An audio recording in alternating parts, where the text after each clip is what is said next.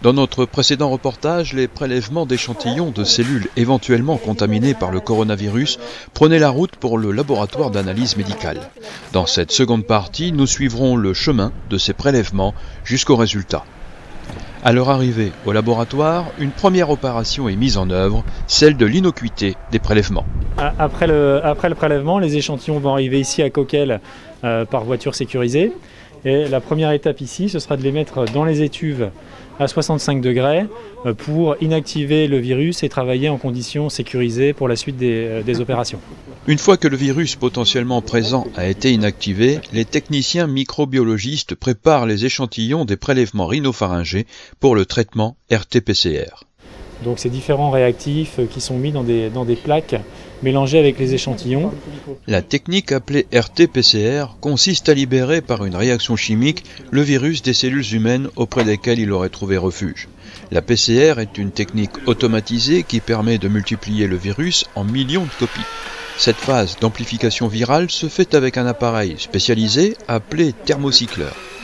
À la fin du processus de 2 heures, on aura des millions de copies du virus dans chaque puits d'une plaque qui en comporte 80. Chaque puits contient l'échantillon d'un patient. En fait, c'est à partir d'ici que la réaction est complètement terminée, qu'on est capable de dire de façon définitive si le patient est négatif ou positif au coronavirus. Ici, on a donc les résultats d'une plaque complète de PCR. Donc ce qu'on peut voir, c'est ici par exemple les courbes jaunes et bleues, ce sont les patients positifs. Chaque patient positif va avoir une courbe jaune et une courbe bleue. Et ce qu'on observe en ce moment, c'est effectivement qu'il y a de plus en plus de patients positifs par plaque de PCR.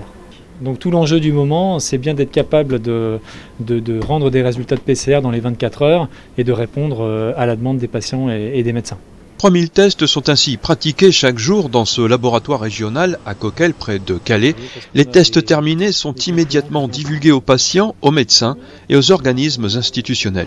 Une fois que la partie technique est terminée, le résultat donc est envoyé dans l'informatique du laboratoire et il est proposé aux patients, soit sur le serveur de résultats, avec les coordonnées qu'on leur a données, soit ils viennent le chercher au laboratoire, en sachant que de toute façon, les résultats positifs sont communiqués dès qu'on en a connaissance aux patients et aux médecins.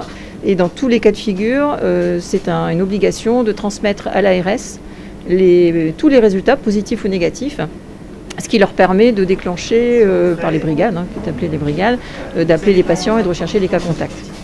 Donc il y a cette obligation d'informer l'ARS de tous les résultats positifs et négatifs et notre obligation de contacter le patient ou le médecin ou le patient et le médecin dès qu'il y a un résultat positif, le plus vite possible.